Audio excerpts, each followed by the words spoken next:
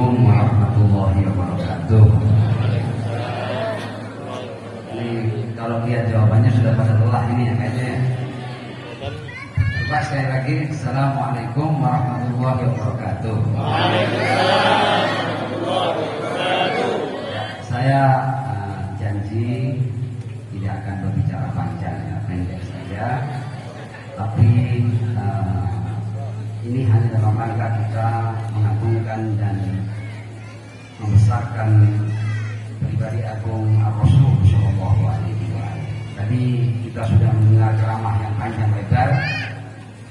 Kali ini ceramah yang singkat dan pendek saja. Tapi mudah-mudahan bisa menjadi oleh-oleh. Ya. Bismillahirrahmanirrahim. Alhamdulillahirabbil alamin. Allahumma shalli ala Muhammad wa ali Muhammad. Saya tidak akan banyak pengantar dan mukadimah, pendek saja langsung pada inti permasalahan. Bahwa pribadi Rasul Shallallahu Alaihi Wasallam itu dia adalah seorang manusia yang berhasil mengukir prestasi sebagai hamba Allah sehingga dia menjadi nomor satu. Dan karena dia dalam hal penghambaan itu nomor satu, maka dia menjadi orang yang paling mulia di sisi Allah Subhanahu wa taala. Kenapa? Karena ayatnya inna akramakum indallahi atqakum. Rasul dalam banyak kesempatan dia berkata, fa ana atqabul di Adam wa la fakhr. Aku adalah anak Adam yang paling bertakwa. Dan aku sampaikan ini bukan dalam rangka menyombongkan diri, tidak. Memang aku seperti itu. Dan karena itu wa akramuhum indallah. Dan karena aku berhasil menempatkan diriku sebagai anak Adam yang paling bertakwa, maka aku menjadi yang paling mulia. Nah, sekarang saya akan berbagi satu hal saja kemudian saya tutup. Kenapa Rasul Muhammad Shallallahu Alaihi Wasallam itu menjadi yang terbaik? Kenapa? Ada satu predikat di mana semua kita itu dengan Rasulullah sama, satu level kita. Jadi saat kita dengan Rasulullah tidak ada bedanya. Sama kita. Dalam hal apa itu? Kita dengan Rasul Shallallahu Alaihi Wasallam sama karena kita ini sama-sama hamba Allah Subhanahu Wa Taala. Dalam hal kita ini hamba tidak ada bedanya kita dengan Rasul Shallallahu Alaihi Wasallam. Namun kenapa? Meskipun kita dan Rasulullah sama-sama ciptaan Allah Subhanahu Wa Taala, kenapa dia menjadi yang paling mulia dan kenapa kita seperti kita sekarang ini? Itu yang kemudian perlu kita pelajari dan kita perlu telusuri. Jadi sebenarnya satu-satunya predikat yang dibanggakan oleh Rasul Shallallahu Alaihi Wasallam adalah bahwa dia hambanya Allah Subhanahu Wa Taala. Yang lain-lain itu predikat biasa ini. Karena itu dalam syahadat asyhadu anna Muhammadan abduhu wa rasuluh. Rasul itu predikat loh ya. Tapi sebelum predikat Rasul, yang dibanggakan adalah predikat Muhammad sebagai hamba. Asyhadu anna Muhammadan abduhu wa rasuluh. Abdu dulu baru Rasul. Sebab Muhammad menjadi Rasul karena dia adalah hamba Allah Subhanahu Wa Taala. Hamba yang bagaimana? Hamba yang seperti ini. Ada hamba-hamba itu yang dia tidak sadar bahwa predikatnya sebagai hamba Allah ini adalah predikat yang paling luar biasa. Karenanya dianggap bahwa dia hamba Allah itu hal yang biasa. Padahal kita hamba Allah itu adalah kita luar biasa. Tidak ada sesuatu yang lebih memuliakan kita dan lebih bisa kita banggakan melebihi predikat sebagai hamba Allah Subhanahu Wa Taala. Salah satu lulusan terbaik Madrasah Ar-Rasul Shallallahu Alaihi Wasallam, yaitu menantu beliau sendiri Sayyidina Ali bin Abi Thalib, itu dalam munajatnya berkata seperti ini. Ilahi kafa bi'izzan an akuna laka abdan. Ya Allah, cukup bagiku kemuliaan bahwa aku adalah hambamu. Sekarang saya bertanya, adakah kemuliaan yang lebih daripada kemuliaan bahwa kita adalah hamba Allah, hamba yang menciptakan semua keberadaan ini? Saya mau tanya ini, silakan menjawab. Ada tidak predikat yang lebih mulia dari predikat bahwa kita hamba Allah Subhanahu wa taala? Saya mau tanya, apa kira-kira yang bisa memuliakan kita melebihi predikat kita sebagai hamba Allah Subhanahu wa taala? Ada? Ya. Karena ikatan yang paling top adalah ikatan kita sebagai hamba Allah Subhanahu wa taala. Karenanya Sayyidina Ali sebagai anak didik Rasulullah sallallahu alaihi wasallam, beliau berkata apa? Ilahi kafa bi izzan an akuna laka abdan. Cukup bagiku kemuliaan bahwa aku adalah hamba-Mu ya Allah. Padahal Imam Ali itu punya banyak kemuliaan.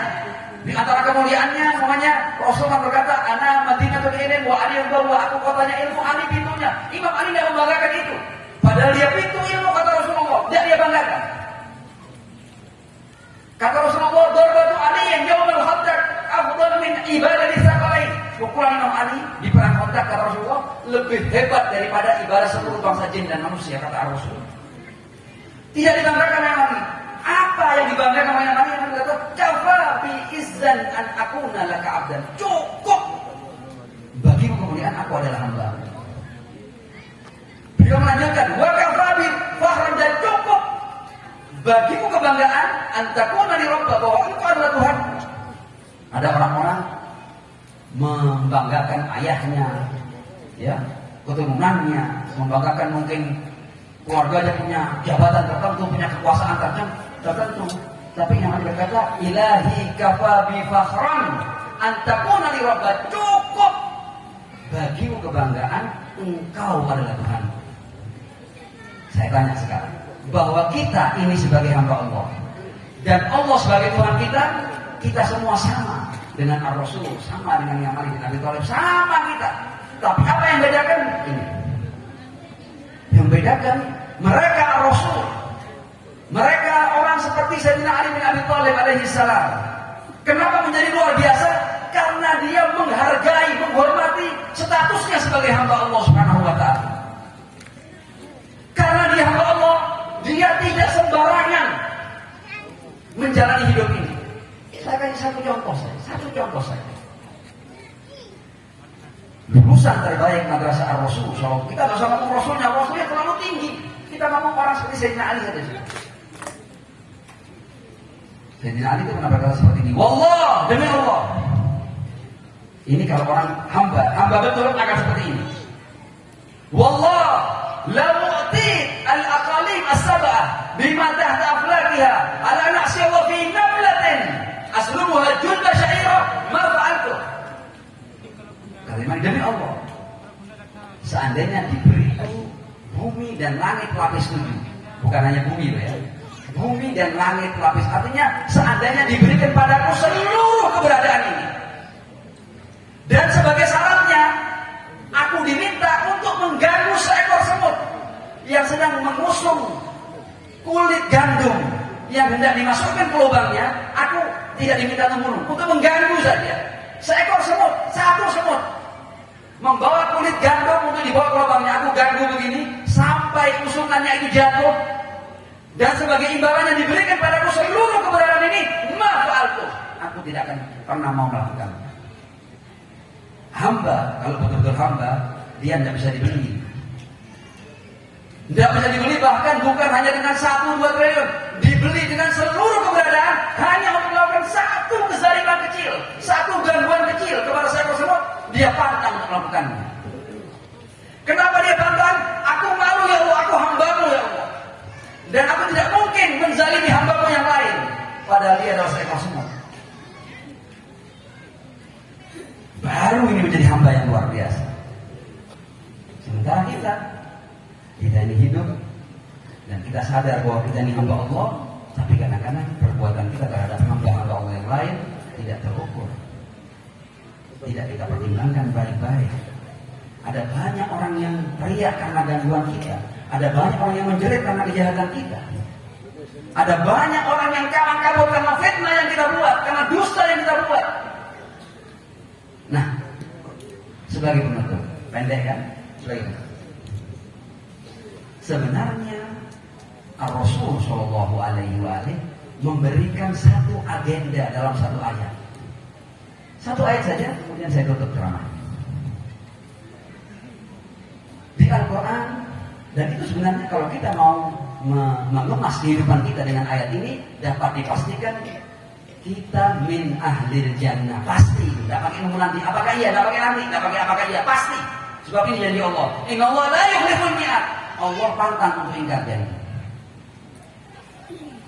Apa ayatnya itu? Satu ayat ini saja. Wabtaghi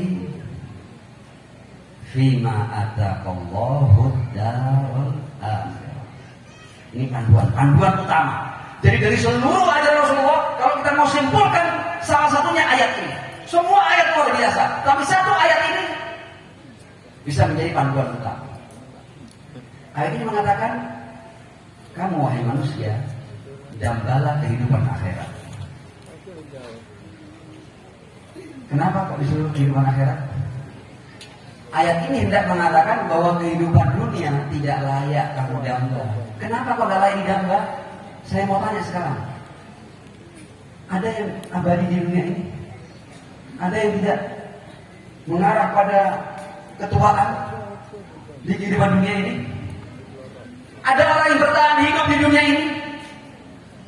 Saya katakan, kenapa kita disuruh mendamba akhirat? Karena Rasul lewat ayat ini hendak mengatakan bahwa dunia tidak layak kamu damba. Saking tidak layaknya dunia didamba ini, seandainya Allah tidak pernah memerintah malaikat Israil untuk mencabut nyawa kita, dan kita dibiarkan hidup sesuka kita, suatu saat nanti kita akan cabut nyawa kita sendiri. Kapan itu? Bukan di saat muda seperti ini, ketika berbagai macam makanan masih lezat kita nikmati, ketika energi dalam tubuh kita masih kuat. Tapi orang ini dalam hidup melemah, dia menua, dia 40, yang perempuan sudah mulai muda, yang laki kenampanannya juga mulai muda, 50 mulai banyak yang putih-putih yang tumbuh, 60 mulai banyak gigi yang tanggal, mulai banyak rambut yang rontok, pandangan mulai kabur, telinga mulai pekak, kaki mulai kehilangan kekuatan ototnya. 70 tahun dia berjalan sudah keputaran, 80 tahun dia berkali-kali jatuh hanya untuk buang air di kamar mandi. 90 tahun dia sudah tidur dan bangun bersama kotorannya. 100 tahun dia bahkan tidak kenal. Ketika anaknya datang, Pak, yang apa kabarnya? Sopo kowe, orang kenal. Makanya Al-Quran mengatakan, wabtaghi fima ataqallahu ad-darul akhirah. Kalau kamu damba dunia, kamu bodoh. Kenapa bodoh? Karena sepanjang sejarah ini sudah ada puluhan generasi yang sudah meninggalkan dunia ini. Dari mulai yang paling top rajanya, Namrudnya, Fir'aunnya, Korunnya, Hamannya, semuanya ditelan di muka bumi. Tidak ada yang hidup. Orang yang paling berkuasa yang dulu gagah, yang dulu tenar. Bahkan sekarang ini kita bisa melihat ada orang-orang di zaman tertentu populer dengan wajah cantiknya, ya, dengan wajah tampannya, sekarang sudah pada keriput, pada tua. Dan dia menanti kematian. Karenanya Allah berkata, wabtaghi fima ataqallahu ad-darul akhirah. Jangan pernah tertipu dengan dunia. Padahal kita tahu, karena dunia yang sementara ini kadang kita tidak kenal saudara. Kadang hubungan antara ayah dan orang tua rusak, hubungan antara keluarga dan sanak kerabat rusak, hubungan antar wilayah, hubungan antar terjadi peperangan dan pertumpahan di mana-mana, hanya karena dunia yang tidak layak untuk ditinggali selama-lamanya ini. Semua bakal meninggalkan dunia. Tapi orang tidak sadar. Orang melakukan apa saja, mencuri, merebut, merampas, mengambil orang lain untuk sesuatu yang akan dia tinggal setiap saat.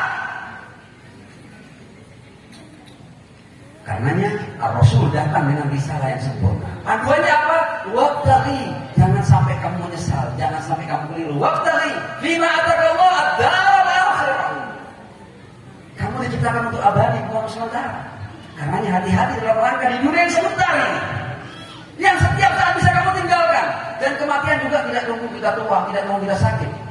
Ada kalanya anak masih muda, belia, remaja, bahkan bayi bisa menemui ajalnya. Ayat berlanjut. Wabtaghi fima ataqallahu ad-daral akhirah. Kemudian dunia bagaimana?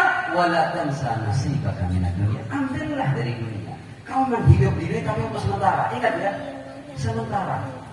Artinya perlakukan dunia sebagaimana adanya dunia. Dunia ini jelas-jelas sementara. Tidak ada seorang yang waras yang mengatakan bahwa dunia ini abadi. Semua mengatakan sementara.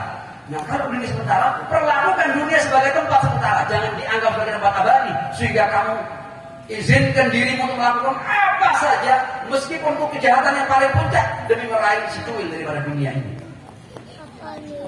Ya, kita yang punya sedikit dunia ini tidak bertahan. Kalaupun kita punya seluruh dunia, bahkan kita tidak bertahan untuk menghabiskannya. Ada banyak orang-orang kaya, konglomerat, yang di akhir hayatnya dia mati karena kehabisan oksigen. Padahal dia bisa beli pabrik yang memproduksi oksigen. Tidak mampu. Wala tansa nasibaka minad dunya. Anda kalau dunia hidup, kemudian Anda dengan kelihan Anda, dengan kecerdikan Anda mendapatkan dunia yang banyak, ambil secukupnya. Bagikan sebanyak-banyaknya. Itu zuhud. Zuhud itu artinya produksi maksimal, konsumsi minimal. Kalau Anda pandai, cari dunia yang banyak, tapi yang Anda makan sedikit, bagikan kepada orang yang membutuhkan yang banyak. Jadi abadi melihat Anda. Kita lanjut sedikit ya. Wabtaghi fima ataqallahu ad-daral akhirah wa la tansa nasibaka minad dunya. Kemudian apa? Di dunia kita ngapain? Harus berbuat apa di dunia? Wa ahsin. Di dunia ini yang sementara ini 20 tahun, 30 tahun, 40 tahun, paling banter 80-100 tahun. Wa ahsin dan berbuat baiklah. Jangan buat agenda lain. Di dunia ini agendanya berbuat baik, berbuat baik. Wa ahsin. Maksudnya apa berbuat baik? Berbuat baik itu kapan saja, di mana saja, sebagai apa saja. Anda di rumah harus baik, di luar harus baik, di tempat kerja harus baik, sebagai ayah, sebagai ibu, sebagai istri, sebagai suami, sebagai teman, sebagai keluarga, sebagai pengusaha, sebagai apa saja, sebagai pegawai, sebagai pejabat, sebagai pemimpin, sebagai apa saja. Wah, berbuat baik. Kenapa kita harus berbuat baik? Alasannya apa? Al-Quran selalu memberikan alasan. Sebagaimana Allah telah berbuat baik kepadamu. Saya mau tanya dari seluruh wujud kita ini, mana yang punya kita? Mana yang bukan pemberian? Saya mau tanya, silakan katakan. Ada enggak dari mulai ujung rambut kepala ini sampai ujung bukan yang milik kita, yang bukan pemberian? Ada enggak? Mata kita pemberian, telinga kita pemberian, lidah kita pemberian, jantung kita pemberian, perut kita pemberian, akal kita pemberian, hati kita, seluruhnya pemberian. Loh, Anda ini seluruh wujud Anda itu adalah kebaikan Tuhan kepada Anda. Anda satu sel pun tidak ikut nyipta. Anda bahkan tidak punya sumbangsih untuk menumbuhkan satu helai rambut, tidak punya sumbangsih. Wujud Anda ini adalah kebaikan. Kalau wujud Anda kebaikan, Anda ketika berbuat buruk harusnya Anda malu pada diri Anda sendiri. Karena diri Anda ini seluruhnya kebaikan.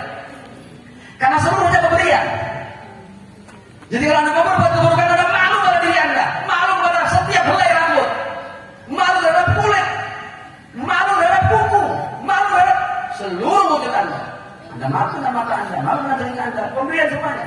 Kenapa Anda berbuat keburukan wahsih dan berbuat baiklah karena ahsanallahu ilaik, sebagaimana Allah telah berbuat baik kepadamu. Di akhir ayat ini berkata seperti ini, wala tabghil fasada fil ardh, dan jangan pernah izinkan dirimu yang seluruhnya kebaikan untuk berbuat keburukan. Jangan. Sebagai apa saja, di mana saja, kapan saja, jangan pernah izinkan dirimu untuk berbuat buruk. Wala tabghil fasada fil ardh, innallaha la yuhibbul mufsidin. Sebagai penutup saya katakan bahwa seandainya satu keluarga saja yang itu ada ayah, ada ibu, ada anak-anak, ada saudara, seandainya di rumah tangga ini menerapkan ayat ini, rumah tangga ini bayangkan, seandainya di rumah tangga ini menerapkan ayat ini, rumah tangga itu akan dipenuhi dengan kedamaian. Pertama, tidak ada orang berkelahi, tidak ada orang sombong, tidak ada orang angkuh, karena semua itu keburukan. Seandainya ayat ini dipakai dalam satu wilayah ini seperti surga, sebelum surga yang sungguhnya. Seandainya dipakai dalam satu negara menjadi surga. Seandainya dipakai di seluruh bumi Allah satu ayat ini, maka tidak ada perang, tidak ada pertumpahan darah, tidak ada orang kelaparan, tidak ada orang menghinakan orang lain, tidak ada orang menyombongkan dirinya kepada orang lain, karena semuanya sibuk untuk berbuat baik. Bayangkan satu ayat yang dibawa oleh Rasul Shallallahu Alaihi Wasallam, kalau dipraktekkan akan menjadi jaminan kehidupan yang penuh. ketentraman dan kedamaian. Mudah-mudahan sedikit yang saya sampaikan bisa dipahami dan bermanfaat untuk diri saya sebagai bicara, dan mudah-mudahan kepada para pendengar. Mohon maaf kalau agak kepanjangan. Wassalamualaikum warahmatullahi wabarakatuh. Assalamualaikum warahmatullahi wabarakatuh. Ahsantum ya sayyidina. Hadirin hadirat yang dirahmati Allah, sebuah kenikmatan yang luar biasa pada malam hari ini kita dikelilingi oleh para dzurriyyah Kanjeng Nabi Muhammad sallallahu alaihi wasallam yang malam hari ini kita peringati hari kelahiran beliau